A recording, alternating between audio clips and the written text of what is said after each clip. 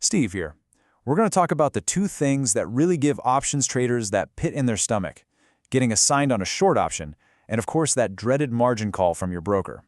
Now look, most traders only fear them because they don't really get the mechanics. Today, we're going to pull back the curtain and demystify them for good. I've been in this game for 30 years, so believe me, I know that feeling when you see that notification. Your stomach just drops. But I'm going to tell you the truth. A margin call is not some monster hiding in the closet. It's just part of the business, and it operates on a very clear set of rules that you absolutely need to know. All right, so here's our game plan. First, we're going to break down assignment risk. Then, we'll tackle the margin call piece by piece.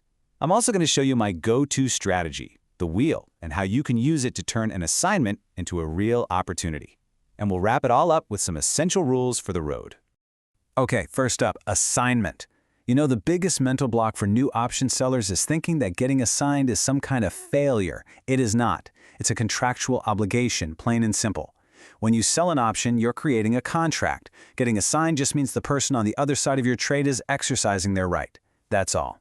And this right here, this is all it is. If you sold a put, you're now obligated to buy 100 shares at the strike price. If you sold a call, you're on the hook to sell 100 shares.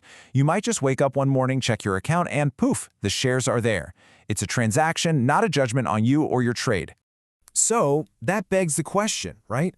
Why on earth would someone exercise an option before it expires? Well, there's one key scenario where it becomes almost a sure thing, and it catches so many traders completely off guard. Let's talk about the dividend trap. Look, this isn't some random act of God. It's just pure economics. If you've sold a call that's in the money and the stock is about to pay a dividend, the person who bought that call is going to do some simple math. If that dividend payment is worth more than the tiny bit of time value left in the option, well, they are absolutely going to exercise it to capture that dividend. It's a predictable, logical financial decision. All right, let's move on to fear number 2, the margin call. Your broker gives you leverage, and that's a powerful, powerful tool. But you have to remember, their number one job is to protect their own money, not yours. That's why they have very strict rules of engagement, and you need to know them like the back of your hand.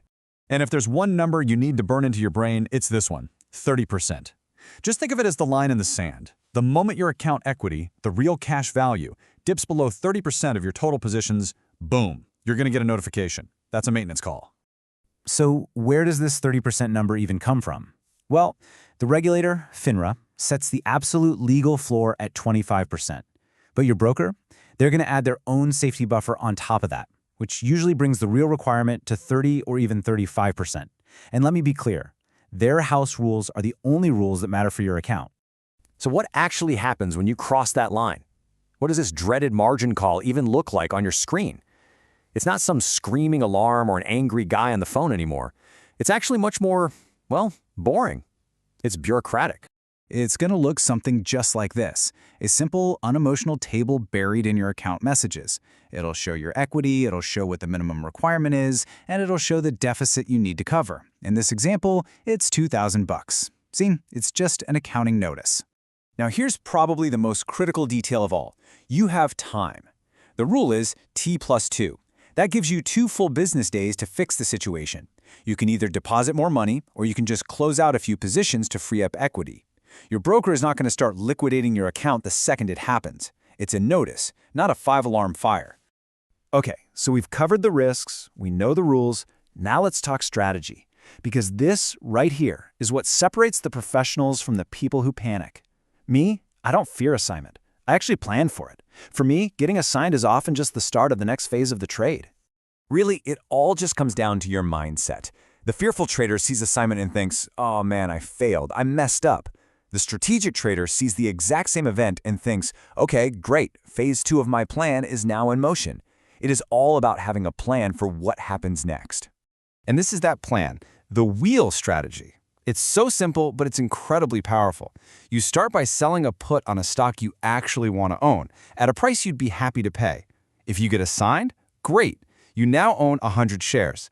The very next step is to immediately start selling covered calls against those shares to generate even more income. You see, assignment isn't the end. It's just the thing that keeps the income wheel turning.